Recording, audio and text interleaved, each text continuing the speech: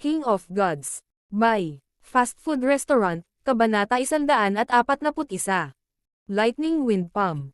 Habang nakikipag-usap si Yun Mengxiang kay Zhao Feng sa mababang tono, ang matalas na mahabang ilong na si Shu Ren ay nagsimulang magpakawala ng ilang presyon kay Lin Fan na may malamig na ekspresyon. Mga brats, halika dito. Nagsalubong ang mga kilay ni Shu Ren habang malamig niyang sinusuri si Zhao Feng at ang kasama. Ang kanyang pakay ay si Lin Fan, ngunit kung ang isa pang brat ay hindi iniisip ang kanilang sariling negosyo, hindi niya iniisip na turuan sila ng isang aralin ng magkasama. Dalawang panloob na disipulo ang nakatayo sa likod ni Shu Ren na may mapaglarong mga ekspresyon at nakarating na rin sila sa second sky of the Ascended Realm. Ang tatlo sa kanila ay nasa second sky ng Ascended Realm, nakapariho ni Lord Guanzhen. Brother Zhao, Brother Xiao, Sister Yun. Ako na ang bahala sa sarili kong gamit. Lumabas si Lin Fan ng mag-isa, ayaw niyang madamay ang iba. Nagpakawala ng hininga si Xiao Sun at agad niyang hinayla ang pagitan nila ni Lin Fan. Sina Shu Ren at ang kanyang mga kasama, lahat sila ay nasa second sky ng Ascended Realm at hindi sila mga tao na kayang-kaya niyang saktan. Hinayla din si Zhao Feng sa gilid ni Yun Mengxiang. Pinapayagan ng clan ang sparring ngunit dahil ang bawat panloob na disipulo ay nagtitipon dito, hindi sila lalabas. Ipinaliwanag ni Yun Mengxiang kay Zhao Feng. Malinaw na ayaw nilang ni Xiao Sun na makisali sa mga bagay ni Lin Fan. Kahit na okay ang kanilang relasyon, ayaw nilang masaktan ang mga nakatatandang inner disciples para sa kanya. Hahaha. Lin Fan. Walang nang ahas na tulungan ka. Tumawa ng mayabang si Shu Ren. Nasiyahan siya sa pakiramdam ni Zhao Feng at ng mga ito na nalaman ang kanilang mga posisyon. Bahagyang nanlamig ang puso ni Lin Fan, kahit na handa siyang mag-isa. Hindi nagtagal ay gumawa ng sapat na espasyo ang mga alagad para sa kanila at walang nakialam. Hayaan akong makita ang iyong pinakamataas na panlabas na lakas ng disipulo.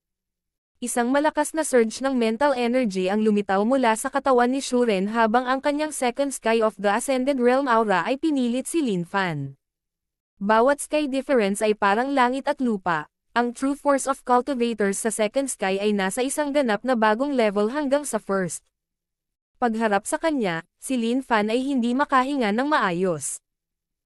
Ngunit siya ay pagkatapos ng lahat minsan ang nangungunang panlabas na disipulo at siya ay mas malakas kaysa sa mga nasa parehong ranggo. Stunning Feather Blade. Inilabas ni Lin Fan ang kanyang braso at isang flash ng puting liwanag ang lumitaw na parang nyebe sa taglamig. Kakaiba ang sword light dahil kasing bilis ng kidlat, pero puro puti na parang balahibo at the same time. Nagngangalit na tatlong sword light. Inilabas ni Shu Ren ang kanyang espada mula sa kaluban nito, na naging isang alon ng liwanag na puno ng liksi. Ding ding ding. Ang dalawang galaw ay nagsalubong ng may mga kagyat na pag-aaway na tunog. Ang kapangyarihan ng Ascended Realm ay hindi isang bagay na maikukumpara sa Consolidated Realm. Anumang natitirang enerhiya ay maaaring agad na pumatay sa sinumang cultivator sa ikasyam na ranggo ng Consolidated Realm. Ang Lin Fan na ito ay mas mahusay kaysa sa inaasahan. Ang kanyang middle-class mortal blade skill ay nas-anay ng mahusay. Siya ay karapat-dapat sa titulong nangungunang panlabas na disipulo dahil nagagawa niyang lumaban sa isang tao sa second sky nang hindi natatalo. Nagulat ang mga manonood. Ang lakas ni Lin Fan ay mas malakas kaysa sa inaasahan at hindi siya nagpapatalo. Hindi nakakagulat na maaari siyang maging nangungunang panlabas na disipulo. Nabalitaan ni Zhao Feng na natalo ni Lin Fan ang isang tao sa Ascended Realm noong ang huli ay nasa half-step na Ascended Realm lamang. Mukhang ngayon ay maaaring totoo ang chismis. 10 galaw. 20 galaw. Si Shu Ren ay sobrang solemn na habang siya ay huminga ng malalim at isang mas malakas na tunay na puwersa ang lumabas sa kanyang katawan, na naging dahilan upang ang kanyang mga pag-atake ay lalong nagngangalit. Naramdaman ng lahat na ang espada ni Shu Ren ay naging mas mabangis at matalas. Swoosh! Isang puwang ang lumitaw sa snow white blade ni Lin Fan habang kumikislap ang mga spark sa hangin. Iyon ay isang mortal grade sword. Tama iyan.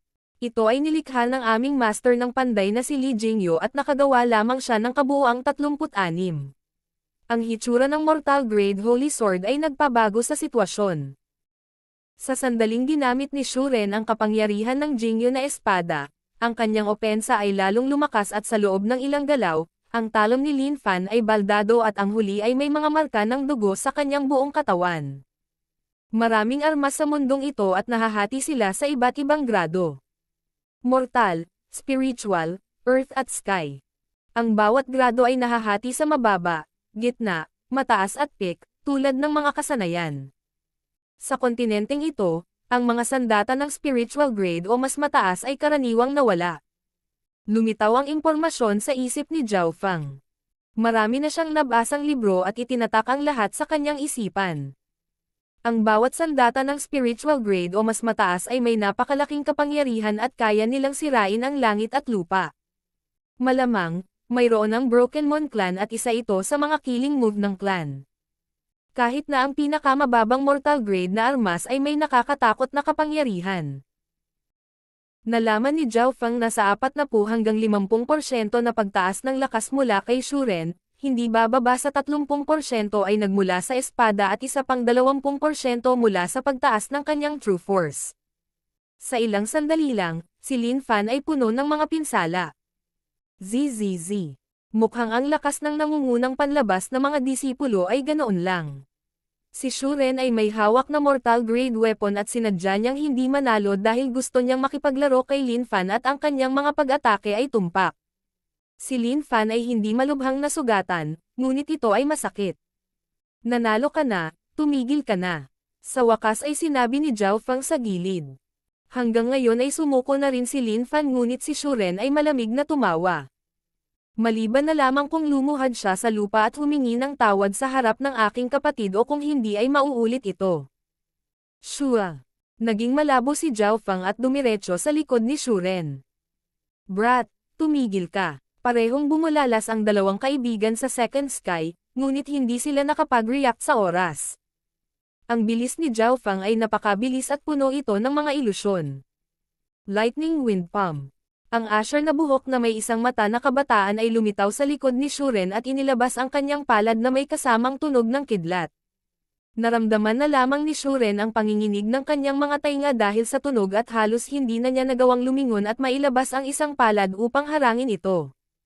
Pang! Ang nangingibabaw na palad ay tila tumagos sa pamamagitan ng kidlat at ang nakakatakot na aura ay nagpasindek sa ibang nasa malapit. Anong delikadong galaw? Iilan lang ang malinaw na nakakita ng galaw na iyon. Boom! Si Shuren ay pinalipad habang ang kanyang damit ay napunit at ang mga bahagi ng kanyang katawan ay nasunog. Ikaw! Sinalakay mo ako! Sabi ni Shuren sa nanginginig na tono na may maputlang puting mukha.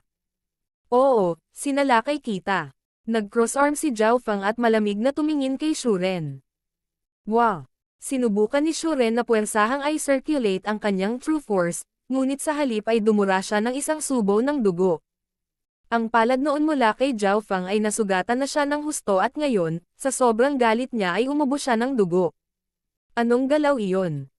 Naka-recover na rin sa wakas ang mga kalapit na disipulo ngunit nakatulala pa rin sila. Kahit na nilusot ni Zhao Feng si Shuren, nakikita pa rin nila kung gaano kakilakilabot ang kapangyarihan ng palad na iyon. Lightning Wind Palm.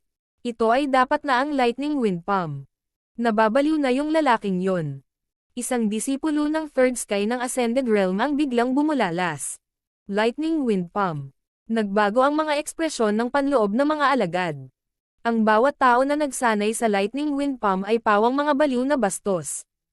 Ilang taon na ang nakalilipas, ginamit ng isang baliw na bastos na nagsanay ng Lightning Wind Palm ang kasanayang ito at nagawa niyang pumatay ng isang tao na 2 ranggo ng skies na mas mataas kaysa sa kanya, kahit na namatay din siya sa huli.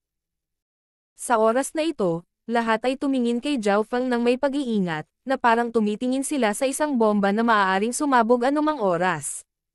Tulad ng sinabi nila, ang sinumang nagsanay ng Lightning Wind Palm ay baliw. Hindi dapat masaktan ang isang taong tulad nito. May kasabihang ito. Ang mahina ay natatakot sa malakas, ang malakas ay natatakot sa mabangis at ang mabangis ay natatakot sa mga hindi nagpapahalaga sa kanilang buhay. At ang mga nagsanay sa Lightning Wind Palm ay pawang mga taong walang pakialam sa kanilang buhay, dahil ang kasanayang ito ay masyadong mapanganib. Kahit na ang isa ay sapat na maswerteng sanayin ito sa pinakamataas na antas nito, kadalasan sila ay tinamaan ng kidlat at napatay pa rin. Nang inspeksyonin nila ang damit ni Zhao Fang, ang asher na buhok at isang mata, sila ay nagkaroon ng malamig na sinok at ang kanilang hinala na si Zhao Fang ay baliw ay nakumpirma. Ang batang ito. Niloko ako. Si Shuren ay nawalan ng kakayahang lumaban, ngunit ang kanyang dalawang kaibigan ay nasa second sky ng Ascended Realm. Gayunpaman, hindi sila nang ahas na umatake. Sa hangin, malayang damaloy ang asher na buhok ni Zhao Fang at ang malamig na kanang mata ay tumingin kay Shuren pati na rin sa kanyang dalawang kaibigan. Hindi man lang siya natakot nang kaharap ang dalawang second sky disciples. Sa kabaligtaran, siya ay nasa sabik at hindi maiwasang dilaan ang kanyang mga labi. Ito ang nagparamdam sa iba na si Zhao Fang ay malupit at brutal. Maaaring si Zhao Fang ay mabaliw. Nagkatinginan sina Xiao San at Yun Meng Xiang. Sa totoo lang, nasa sabik si Zhao Fang. Napakalakas ng lightning wind palm. Saktong umabot sa climax ang kapaligiran. Narito na ang mga pangunahing disipulo. Isang sigaw ang nagmula sa malayo. Nabawasan ang tensyon at ang lahat ay lumingon sa ilang mga disipulo sa fourth sky ng Ascended Realm. Ang mga pangunahing disipulo ay may espesyal na pagtrato sa clan at hawak nila ang awtoridad na katumbas ng isang deacon. Ang bawat core na disipulo ay may mataas na antas ng tao ng clan sa likod nila. Brat, hihilingin ko sa iyo na mamatay ka sa susunod na makita-kita. Napaungol si Shuren nang bahagya siyang bumangon. Galit ding tinitigan ng dalawa niyang kaibigan si Zhao Fang, ngunit napagtanto nilang hindi man lang sila tinitingnan ng huli. Dama po ang tingin ni Zhao Fang sa isang core na disipulo. Ang mga damit na isinuot ng mga disipulo ni core ay iba sa mga panloob na disipulo. Hindi na nila kailangan pang magsuot ng uniforme kung gusto nila. Matangkad at nakasuot ng puti ang core disciple na kanyang tiningnan. Si Sister Yuan. Bahagyang huminto si Zhao Fang, pagkatapos ay nakita niya si Ran Xiaoyuan sa tabi niya.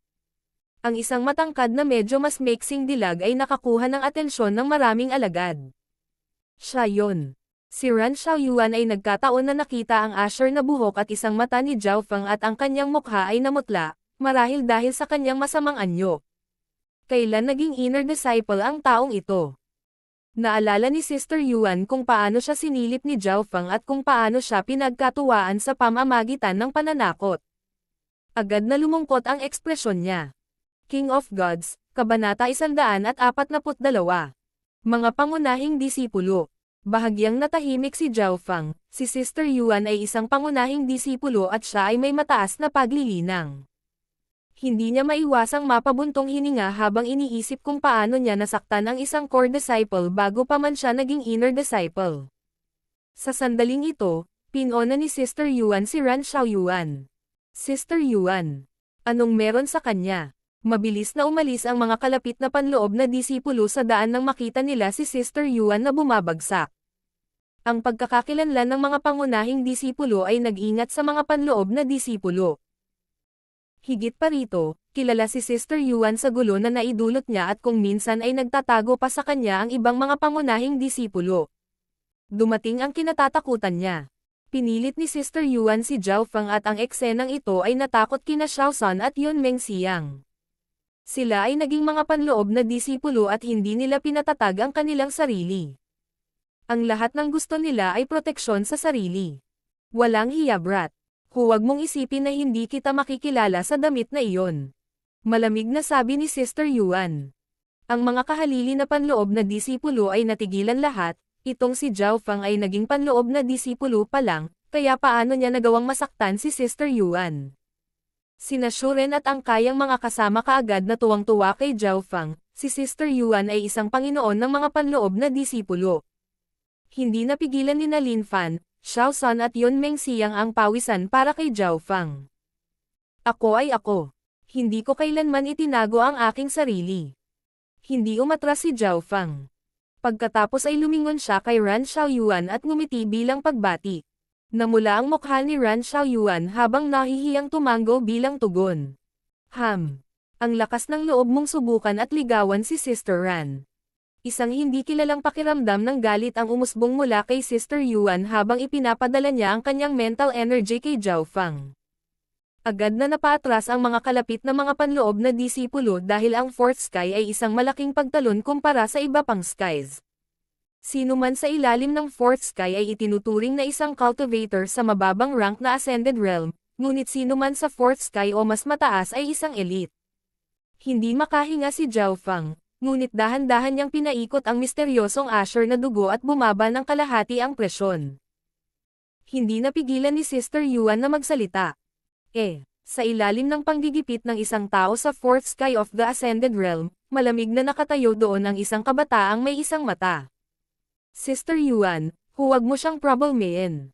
Hinatak ni Ran Xiaoyuan ang mga kamay ni Sister Yuan. Hindi. Dapat siyang humingi ng tawad. Marahas na sabi ni Sister Yuan. Nakakaramdam siya ng pait sa tuwing naiisip niya kung paano siya pinaglaruan ni Zhao Fang. Kung ang huli ay isang panlabas na disipulo lamang, sila ay nasa iba't ibang mga bilog. Kaya kahit hindi siya masaya, wala siyang magagawa. Ngunit si Zhao Fang ay naging isang panloob na disipulo at palaging magkikita ang dalawa. Kung sasabihin ang sitwasyon ng araw na iyon, saan pupunta ang mukha niya? Hihihi, ano ito? Paano kaya mabilis na masaktan ni Zhao Fang si Sister Yuan? Isang mahinang tawa ang nagmula sa gilid ng field. Ang tao ay si Quan Chen. Pero hindi siya naglakas loob na isiga ito. Katabi niya si Yuan Ji at Bei Moi, na parehong natulala. Yuan Ji, isa pang pangunahing disipulo. Nabalitaan ko na hindi rin simple ang Bei Moi na iyon. Malamang, siya ang pinakatalentadong disipulo sa mga panloob na disipulo. Pinag-usapan ng mga tao.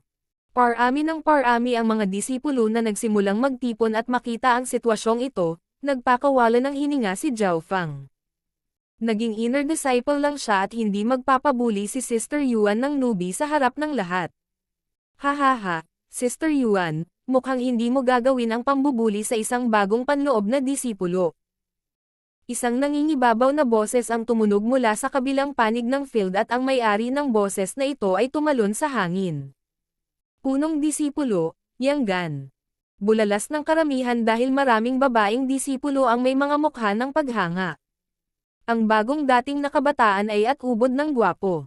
Hindi lang siya maganda, kaakit-akit din siya. Ang mga normal na panloob na disipulo ay hindi maglalakas loob na manghimasok sa mga bagay ni Sister Yuan, ngunit ang taong ito ay hindi natakot. Yang Gan, ikalawang niranggo sa 10 pangunahing disipulo, na nasa 5th Sky ng Ascended Realm at isang mainit na kandidato para sa susunod na head disciple. Ang impormasyon tungkol sa taong ito ay lumitaw sa isip ni Zhao Fang. Nitong mga nakaraang araw, narinig niya ang tungkol sa sitwasyon ng mga panloob na disipulo mula kay Yon Mengxiang at kasamahan. Ang mga elite na panloob na disipulo ay ang mga pangunahing disipulo, ngunit may limitasyon para sa parehong panloob at pangunahing mga disipulo. Ang edad ng isang tao ay hindi dapat lumampas sa 30 taong gulang. Kapag sila ay mas matanda sa 30 taong gulang, parehong mga pangunahing disipulo at ang punong disipulo ay itatalaga sa kani-kanilang mga gawain sa clan. Tila, ang kasalukuyang head disciple ay umaabot na sa edad na 31 taong gulang at sa makatuwid, parehong maglalaban sina Sister Yuan at Yang Gan para sa posisyon ng head disciple. Ngunit sa mga tuntunin ng paglilinang, si Sister Yuan ay medyo mahina kaysa kay Yang Gan dahil siya ay nasa peak 4th sky lamang habang si Yang Gan ay nasa 5th. Ang tanging tao na may karapatang makipagkumpetensya kay Yang Gan ay si Chen Xingru, ang pangunahing disipulo na nasa 3 pwesto, na nasa 5th sky din. Yang Gan, huwag mong isipin na natatakot ako sa'yo dahil lang naabot mo ang 5th sky. Walang nakakaalam kung kanino mapupunta ang posisyon ng head disciple. Malamig na tumawa si Sister Yuan habang nakaharap si Yang Gan. Sa pagdating ni Yang Gan, ang pressure ni Zhao Fang ay nabawasan ng husto dahil ang atensyon ng karamihan ay naakit sa dalawang pangunahing disipulo. Tulad ni Zhao Fang at ko, papatakas na sana. Ano ang iyong pangalan? Lumingon si Yang Gan nang walang babala at tinanong si Zhao Fang. Binati ni Zhao Fang si Brother Yang. Bahagyang huminto si Zhao Fang. Tinanggaw ni Yang Gan ang kanyang ulo pagkatapos ay sinabing mahigpit. Zhao Fang, tama ba? Binabalaan kita, mas mahalaga ang buhay kaysa lightning wind palm. Pagkatapos ay tumalikod na siya at umalis habang humihinga ng malalim. Ang buhay ay mas mahalaga kaysa lightning wind palm. Bakit siya babalaan ni Yang Gan? Alam ng maraming panloob na disipulong naruroon kung gaano kakilakilabot ang lightning wind palm. Lightning wind palm. Nagbago ang ekspresyon ni Sister Yuan habang tinitigan niya si Zhao Fang. Si Yang Gan ay may mabuting kaibigan na nagsanay ng lightning wind palm, ngunit hindi na niya kailangan pang sabihin dahil naiintindihan na ni Zhao Fang. Ang kaibigan ni Yang Gan ay nagsanay ng lightning wind palm, ngunit siya ay namatay na ngayon. Hindi nakakagulat na binalaan siya ni Yang Gan. Nang makitang hindi ipinagpatuloy ni Sister Yuan ang panggugulo sa kanya, tumalikod si Zhao Fang at umalis. Ang kanyang sariling landas ay kanya at hindi ng ibang tao. Pinipigilan ni Zhao Fang ang lahat ng panganib sa pinakamaliit gamit ang kanyang misteryosong kaliwang mata sa pamamagitan ng pagkontrol sa anumang maaaring mangyari sa kanyang kamay. Habang sinasanay ang kasanayang ito, nalaman ni Zhao Fang na halos isinulat ang lightning wind palm, na parang kakalikha pa lang at hindi pa naperpekto. Sa makatuwid, paulit-ulit niyang siniyasat ang bawat hakbang upang mahanap ang anumang mga depekto at sinubukan niyang gawing perpekto ang kasanayan tulad ng ginawa niya sa mga array. Ngunit ang panganib pati na rin ang kasanayang kasangkot ay hindi malapit sa kung paano inayos ang mga array. Brat na nagngangalang Zhao, kung patuloy kang magsasanay ng lightning wind palm, wala kang kahit maliit na pagkakataon na habulin si Sister Ran. Ang malamig at nakikiramay na boses ni Sister Yuan. Nang marinig ito, agad na namula ang mukha ni Ran Xiaoyuan habang hinihila niya ang manggas ni Sister Yuan. Hindi sumagot si Zhao Fang nang marinig niya ito. Kalmado siya habang lumilipad sa ere ang asher niyang buhok. Kaya siya ay baliw. Umiling si Sister Yuan, walang matino ang natuto ng kasanayang ito. Parami ng parami ang mga panloob na disipulo na nagtipon sa field at sa 10 pangunahing mga disipulo siyam ang naroroon, tanging ang head na disipulo ang wala rito. Inilibot ng tingin ni Zhao Fang ang grupo at nakita sina Liu Yao at Sun Yuanhao. Sina Liu Yao at Sun Yuanhao ay parehong naging panloob na disipulo kaagad. Ang lalaking iyon ay isang panloob na disipulo ngayon. Medyo nagulat si Liu Yao nang makita niya si Zhao Fang. Sa grupo ng mga tao, nakita rin ni Zhao Fang sina Beimoy at Quan Chen. Malamig na ngumiti sa kanya ang huli nang magtama ang kanilang mga mata, habang si Beimoy naman ay walang ekspresyon na parang walang makakaabala sa kanya. Brother Bei, hindi mo bababatiin si Zhao Fang? Bahagyang ngumiti si Yuan Ji. Ngumisi si Beimoy. Nakipagkasundo na ako sa kanya para ayusin ito sa clan. Naabot niya ang second sky ng Ascended Realm ilang araw na ang nakalipas at lubos siyang kumpiyansa. Hindi nagtagal, nakarating na ang karamihan sa mga tao habang ang ilan ay umalis na para gawin ang kanilang mga gawain sa labas ng clan at hindi pa bumabalik. Mayroong 2 bagay na kailangan kong sabihin. Isang maliwanag na boses ang umalangaw-ngaw sa buong field. Ang tao ay si Vice Head Lee ng Central Hall Division. Tumahimik ang lugar, kahit ang mga pangunahing disipulo ay hindi nang ahas na gumawa ng ingay. Ang unang bagay ay tungkol sa mga punong disipulo. Tulad ng alam mo, ang head disciple ay magiging 30 taong gulang na sa loob ng ilang buwan at sa natitirang 9 na core disciples, isang head disciple ang pipiliin. Walang ekspresyon ang boses ni Vice Head Lee. Alam ng lahat ang tungkol sa kompetisyon tungkol sa head disciple, ngunit hindi sila interesado dahil ang mga core disciples lang ang maaaring kumuha ng pwestong iyon. Alam din ni Zhao Fang na wala itong kinalaman sa kanya. Kahit sinong pangunahing disipulo ay nasa 4th sky ng Ascended Realm. Ang pangalawang bagay ay tungkol sa Floating Crest Trial. Agad na nag-usap ang mga tao nang matapos ang pangungusap ni Vice Head Lee. Ang mga disipulo ay tuwang-tuwa at inaasahan, habang ang mga pangunahing disipulo, lalo na ang mga nakatatanda ay walang reaksyon. Ang Floating Crest Trial ay isang beses bawat 5 taon at ang mga nakatatanda ay dumalo na rito. Magsisimula ang Floating Crest Trial sa loob ng 3 buwan. Tulad ng dati, 10 tao lang ang lalahok sa Floating Crest Trial. Magkakaroon ng pagsusulit kalahating buwan bago ang pagsubok para kumpirmahin ang 10 kalahok. Inihayag ni Vice Head Lee. 10 spot para sa Floating Crest trial na nangyari isang beses bawat 5 taon. Nang marinig ito, kahit si Quan Chen ay hindi napigilan ang kanyang pananabik. Noong dati, 13 taong gulang pa lang ako at nasa second sky lang ako ng Ascended Realm. Sinabi sa akin ni Master na hintayin ang susunod na pagsubok at mauna na ako. Nagningning sa mga mata niyang gan ang kumpiyansa at layunin ng labanan. Parehong ang Floating Crest trial at ang Head-Disciple battle ay gaganapin sa loob ng ilang buwan. May isip na ang Broken Moon Clan ay hindi magiging mapayapa. King of Gods, Kabanata 143. Heavenly Wind God Technique. Nang marinig ang tungkol sa labanan ng Head-Disciple at ang Floating Crest trial, lahat ng panloob na disipulo ay nasa sabik. Ngumiti si Vice Headley at tumango bilang kasiyahan. Sa gitna ng mga panloob na disipulo, si Zhao Feng ay nasa first sky lamang ng Ascended Realm, sa ibaba ng ibaba. Ngunit dahil sa kanyang kaliwang mata at asher na dugo, siya ay lubos na kumpiyansa.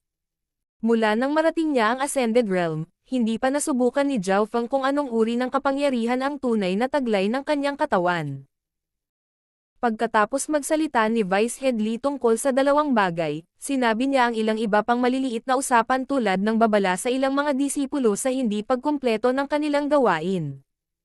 Alam ni Zhao Feng na ang mga panloob na disipulo ay libre sa halos lahat ng oras at nakatanggap sila ng mga mapagkukunan mula sa clan. Ngunit ayon sa mga patakaran, ang isang panloob na disipulo ay kailangang kumpletuhin ang isang gawain tuwing 2 buwan. Gusto pa nga ng ilang panloob na disipulo na gumawa ng higit pa, para makakuha sila ng mas maraming puntos na kontribusyon. Ang mga contribution puntos na ito ay katulad ng mga battle points sa Guanzhen Palace, maaari silang palitan ng mga armas, kasanayan, table task at iba pa. Sa Broken Moon Clan, maaaring magboluntaryo ang mga inner disciples na gumawa ng ilang gawain bukod sa itinalaga sa kanila. Kung sapat ang kontribusyon ng isa, maaari silang pumasok sa Hollow Building. Ang sword ni Shuren at Jingyo ay isang mababang uri ng mortal na armas at ito ay binili sa pamamagitan ng mga puntos ng kontribusyon, kaya walang panloob na disipulo ang magsasabi na sila ay may napakaraming kontribusyon na puntos. Pagkatapos na maging matatag ang aking paglilinang, pupunta rin ako at tatanggap ng ilang mga gawain. Napaisip si Zhao Feng. Kung iisipin, ang kanyang mga battle points sa Guanzhen Palace ay una sa lahat ng mga disipulo at lahat ito ay dahil sa mga kakayahan ng kanyang kaliwang mata sa labanan. Makalipas ang kalahating oras, sa wakas ay natapos ang pagtitipon at ang mga disipulo ay lumakad sa kani-kanilang mga lakad. Ang mga panloob na disipulo ay may sariling mga bilog. Halimbawa, si Quan Chen, Beimoy, Yuan Ji ay isang bilog at si Zhao Feng, Xiao San, Yon Mengxiang pati na rin si Lin Fan ay isang bilog. Nagpasalamat si Lin Fan. Salamat kay kapatid na Zhao noon. Si Xiao San at Yon Mengxiang ay bahagyang nagkasala. Pagkatapos ng lahat, si Lin Fan ay nabuli ngunit hindi man lang sila ng ahas na gumawa ng anuman. Si Xiao San ay labis na inis at nagkaroon siya ng ideya na iwanan sina Zhao Feng at Lin Fan. Una, sina Lin Fan at Zhao Feng ay parehong nasaktan ang iba pang mga disipulo na mas malakas kaysa sa kanila. Ito ay partikular na para kay Zhao Feng na nakasakit sa mga pangunahing disipulo. Pangalawa, ang talento at potensyal ni Zhao Feng at Lin Fan ay parehong katamtaman, kaya walang anumang makukuha sa pakikipagkaibigan sa kanila. Malamig na tumawa si Xiao San at gusto niyang mabilis na maalis ang mga ito. Sa pagtingin sa figure ni Xiao San, nagkatinginan sina Zhao Feng at Lin Fan at umiling. Ang talento ni Zhao Feng sa pale refining ay napakahusay, ngunit pinili niya ang Lightning Wind Palm. Bumantong hininga si Yon Mengxiang. Wala siyang sinabi habang paalis. Bilang prinsesa ng Cloud Country, namumuhunan siya kay Zhao Feng. Ngunit pinili ng huli ang landas ng paglilinang at ang Lightning Wind Palm, kaya nakatadhana siyang mabaigo. Nagpa siya si Yon Mengxiang na tumulong sa ilang iba pang mahuhusay na disipulo dahil hindi siya masyadong umaasa kay Zhao Feng. Pagkatapos magpaalam kay Lin Fan, bumalik si Zhao Feng sa kanyang sariling lugar. Ang kanyang kasalukuyang layunin sa ngayon ay dagdagan ang kanyang paglilinang sa pamamagitan ng pagsasama ng dalawang true forces. Sa isang kisap mata, Kalahating buwan na ang lumipas at ang dalawang true forces sa katawan ni Zhao Feng ay nagsanib na sa wakas. Pangunahing Silver Air True Force ang True Force dahil hindi na masanay ang Return ng Breath True Force. Malinaw, ang bagong Silver Air True Force ay naglalaman ng ilang katangian ng Return ng Breath True Force. Ang bilis ng pagsasama ay mas mabilis kaysa sa inaasahan ko. Ang aking paglilinang ay umabot na sa mga huling yugto ng First Sky. Tumanggaw si Zhao Feng. Habang pinagsasama-sama niya ang puwersa, paminsan-minsan ay pumupunta siya sa Thousand Leaf Pond para pagandahin ang kanyang katawan. Naabot niya ang mga huling yugto ng First Sky sa loob lamang ng isang buwan. Ang bilis na ito ay itinuturing na napakabilis. Kahit na ang mga disipulo na may mga elder na sumusuporta sa kanila ay maaari lamang maging napakabilis. Matapos maabot ng kanyang cultivation ang mga huling yugto ng First Sky, si Zhao Feng ay nagkaroon ng isa pang layunin. Pumili ng isa pang kasanayan sa lakas ng loob, ngunit hindi siya kaagad pumunta sa Hollow Building. Sa loob ng sukat sa kanyang kaliwang mata, isang napakalaking komplikadong array ang lumitaw. Habang pinagsasama-sama ni Zhao Feng ang puwersa, hindi siya sumuko sa pag-unawa sa mga istruktura ng hanay ng Hollow Building. Ngayon ay nasuri na niya ang istruktura ng array, ngunit mahirap itong ganap na kontrolin. Pagkatapos ng lahat, kahit na ang pinakamahusay na mga master ng array ay naunawaan lamang ang 20 hanggang 30% nito. Ngunit si Zhao Feng ay may sariling kalamangan at iyon ay nakita niya ang array structure at itinatak ito sa kanyang isipan. Sa makatuwid, naintindihan niya ang 70 hanggang 80% ng array, na nalampasan ang lahat ng iba pang mga master ng array. Sa mga susunod na araw, nakatuon lamang si Zhao Feng sa pagsusuri at pag-unawa sa array. Ito ang kanyang conclusion.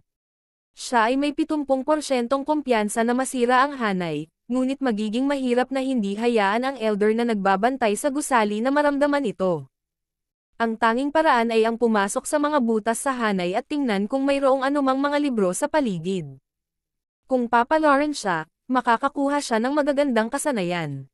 Ngunit kung siya ay sawi, wala siyang makukuha, ngunit ang bentahe nito ay hindi maramdaman ng elder na may mali. Pagkalipas ng ilang araw, umalis si Zhao Feng sa lugar kung saan siya nakatira at nagtungo sa Hollow Building. Pagdating niya sa gusali sa pangalawang pagkakataon, inilabas niya ang kanyang Inner Disciple Token sa pagkakataong ito at kasama nito, maaari siyang pumili ng kahit anong middle-class mortal skill sa gusali. Hindi nagtagal ay pumasok siya sa maulap na lugar kung saan lumutang ang lahat ng Jade Slip sa hangin. Huminga ng malalim si Zhao Feng at bahagyang ginalaw niya ang eye patch, para makita lang niya ang kanyang kaliwang mata. Sa view ng kanyang kaliwang mata, lumitaw ang isang mas malinaw na istruktura ng array. Magaling, mas marami akong nakikitang depekto ngayon dahil sa level up na ang mata. Bumilis ang tibok ng puso ni Zhao Feng. Yumuko siya bago biglang umatras at inabot. Shua! Isang silver jade slip ang lumitaw sa kanyang kaliwang mata at ginamit niya ang butas sa array para makuha ang jade slip na ito. Ang slip na ito ay hindi dapat lumitaw sa lugar na ito, ngunit nangyari ito. Pilak. Tuwang-tuwa si Zhao Feng. Karamihan sa mga jade slip ay bronze at silver slips ay nangangahulugan ng high-class mortal skills. Iniskan ni Zhao Feng ang slip at nalaman niyang ito ay isang high-class mortal sword skill. Napabuntong hininga siya at kinopya ang laman nito. Ilang saglit pa, isang silver light na naman ang kumislap. Nasalo ni Zhao Feng ang jade slip sa kanyang kamay at matapos itong tingnan gamit ang kaliwang mata, ibinalik niya ito sa kung saan niya ito nakuha. Ang skill na ito ay isang high-class mortal movement na kasanayan, ngunit si Zhao Feng ay mayroon ng illusion fish picture. Ang kailangan niya ay isang kasanayan sa inner strength. Nang magnakaw na naman siya sa pangatlong pagkakataon, lumundag ang kaliwang mata niya at napatigil ang kamay niya sa paggalaw. Sa sandaling ito, isang kakaibang enerhiya sa pag-iisip ang sumagi sa kanya. Ito dapat ang espiritual na kahulugan ng mga nasa True Spirit Realms. Napaisip si Zhao Feng. Ang spiritual sense ay isang enerhiya na nilikha ng mga nasa fourth sky o mas mataas maliban kung mayroon silang mga espesyal na kasanayan. Ang espiritual na kahulugan noon ay dapat na pag-aari ng elder na nagbabantay sa hollow building na casual na tumitingin sa paligid. Matapos maghintay ng kaunti upang matiyak na walang ibang gumagalaw, naglabas si Zhao Feng ng isa pang Jade Sleep. Heavenly Wind God Technique. High-class mortal skill at isa sa mga elite sa kanilang klase. Ang kasanayang ito ay maaaring tumaas ang bilis ng kung saan ang tunay na puwersa ay condensed. Kapag sinanay sa mababang antas, ang tunay na puwersa ay magiging parang mga talon ng hangin na pumuputol sa putik. Kapag sinanay sa mataas na antas, maaari pa itong tumagos sa mababang uri ng mga mortal na armas. Hindi mapigilan ni Zhao Feng na matuwa habang binabasa niya ang paglalarawan. Ang kasanayang ito ay angkop para sa kanya. Una, nagpakadalubhasa siya sa hangin at may magandang matibay na pundasyon. Pangalawa, ang tunay na puwersa ay maaaring ay condensed sa mas mataas na bilis, na nangangahulugan na siya ay may malaking kalamangan. Kailangang malaman ng isa na ang mga normal na panloob na disipulo ay natuto lamang ng middle-class mortal na kasanayan. Hindi lamang ang Heavenly Wind God Technique ay isang high-class mortal na kasanayan, ito ay isa sa mga pinakamahusay na high-class na kasanayan. Ang mga kasanayang may elemento ng hangin at apoy ay bihira at nakatutok sila sa bilis at opensa. Sa ganitong paraan hanggat hindi ipinakita ni Zhao Feng ang kasanayang ito, walang makakaalam. Ikaw. Kinumpirma ni Zhao Feng ang katotohanan na ang Heavenly Wind God Technique ang magiging pangunahing kasanayan niya. Ngayong nakamit na ang kanyang layunin, wala nang ibang kinuha si Zhao Feng. Ang dahilan kung bakit hindi siya naghanap ng higit pa ay dahil una, limitado ang oras, pangalawa, may pagkakataon na madiskubre siya. Para sa natitirang oras, kinuha ni Zhao Feng ang isang skill name na Heavenly Air Wind Technique. Hahaha, ang Heavenly Air Wind Technique na ito ay ang pinasimpleng bersyon ng Heavenly Wind God Technique. Tumanggaw si Zhao Feng sa kanyang ulo bilang kasiyahan. Sa ganitong paraan maaaring magkaila ang kanyang Heavenly Wind God Technique. Kasabay nito, ang kasanayang pinili niya ay naitala ng Hollow Building. Hollow Building, sa loob ng isang nakatagong silid. Zhao Feng, Heavenly Air Wind Technique, HAM. Siya ang pumili ng Lightning Wind Palm noong nakaraan. Bulong ng isang matandang lalaki. Sa oras na ito, lumabas si Zhao Feng ng gusali na may ilang high-class mortal na kasanayan at middle-class na kasanayan sa Heavenly Air Wind Technique. Siyempre, ang pinakamahalaga ay ang Heavenly Wind God Technique pa rin. Pagkatapos bumalik, nalaman ni Zhao Feng na ang kasanayang ito ay puno ng kaliwanagan. Napabulala si Zhao Feng at nalaman na nakita niya ang Heavenly Wind God Technique na ito sa isang lugar noon. King of Gods, Kabanata 144. Hindi simpleng misyon. Ang layunin sa loob ng Heavenly Wind God Technique ay naramdaman na magkatulad at iniisip ito, ang kasanayang ito ay may elemento ng hangin. Kaya may mga bagay na natutunan na niya mula sa 4 na wind stances at sa mysterious wind palm. Maging ang lightning wind palm ay may hangin bilang batayan para magpatawag ng kidlat, kaya pagkatapos basahin ito ng isang beses, naintindihan ni Zhao Feng ang 10 hanggang 30% nito. Kung may ibang tao sa clan dito, magugulat sila. Ang pagkakaiba sa pagitan ng bawat klase ay napakalaki at ang mababang klase ng mortal na kasanayan ay ang Holy Martial Arts sa mortal na mundo. Para sa mga disipulo ng clan gayunpaman, ang isang mababang klaseng mortal na kasanayan ay hindi mahirap unawain, kailangan lang ng isang tao na gumugol ng oras upang sanayin ito sa pinakamataas na antas. Ngunit ang kahirapan ng middle-class mortal skills ay doble kaysa sa low-class na kasanayan. Ang normal na panloob ng mga disipulo ay mayroon lamang isang middle-class na kasanayan at isang maliit na bilang ay may 2. Tulad ng para sa high-class mortal na kasanayan, mayroon lamang 100 hanggang 200 sa mga kasanayang ito sa Broken Moon Clan. Kahit na nakuha ito ng mga disipulo sa ilalim ng 4th Sky of the Ascended Realm, mahirap para sa kanila na intindihin. Sa makatuwid, kakaunting bilang lamang ng mga pangunahing disipulo na may mahusay na talento, potensyal at pangunawa ang pinahintulutang matuto ng high-class mortal na kasanayan. Isang beses lang ito nabasa ni Zhao Feng at naintindihan na niya ang 10 hanggang 30% nito. Pangunahing ito ay dahil sa 2 puntos. Matapos mag-upgrade ang kanyang kaliwang mata, tumaas ang antas ng kanyang pangunawa. Karamihan sa mga kasanayang natutunan ni Zhao Feng ay katulad ng Heavenly Wind God Technique. Sa parehong araw, sinimulan ni Zhao Feng na pag-aralan ang Heavenly Wind God Technique, binasa din niya ang pinasimpleng bersyon, Heavenly Air Wind Technique. Ang mga alituntunin ng clan ay nakasaad na ang mga kasanayan sa Hollow Building ay hindi dapat ipamahagi kung hindi ay mapilayan ang paglilinang ng tao. Si Zhao Feng ay hindi nakakuha ng pahintulot mula sa clan at kahit na ang kasanayang ito ay hindi na ipamahagi, magiging mahirap pa rin kung malaman nila. Ang pinasimpleng bersyon, ang Heavenly Wind God Technique ay maaaring pagtakpan ito. Makalipas ang kalahating araw, si Zhao Feng ay pumasok sa antas ng pagsisimula at ang tunay na puwersa sa kanyang katawan ay maliksi at mabilis. Pagkalipas ng 2 araw, ang lahat ng kanyang tunay na puwersa ay naging Heavenly Wind True Force. Sinubukan ito ni Zhao Feng at ang bilis ng condensing ng Heavenly Wind True Force ay napakabilis at naglalaman ito ng talas mula sa partial wind stance, ngunit ito ay mas malalim. Habang mas marami siyang natutunan, mas nagulat si Zhao Feng. Ang Heavenly Wind God Technique ay naglalaman ng lahat ng enlightenment mula sa unang 3 stance ng 4 na wind stances. Ang True Force ay katulad ng panloob na lakas ng lightly floating fairy, mabilis, maliksi at matalas. Biglang napagtanto ni Zhao Feng na ang isang galaw sa Heavenly Wind God Technique ay eksaktong kapareho ng kanyang mysterious wind palm. Kahit na ang Heavenly Wind God Technique ay nagsanay ng tunay na puwersa, mayroon pa ring mga galaw na nakapaloob at isa sa mga ito, na pinangalan ng rotating sharp stance, ay lubos na katulad ng kanyang mysterious wind palm. Kahit na sa pinasimpleng bersyon, ang Heavenly Air Wind Technique ay may katulad na hakbang na pinangalan ng rotating sword palm.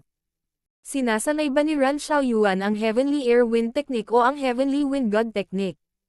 Napaisip si Zhao Feng habang nag-flash sa kanyang isipan ang eksena.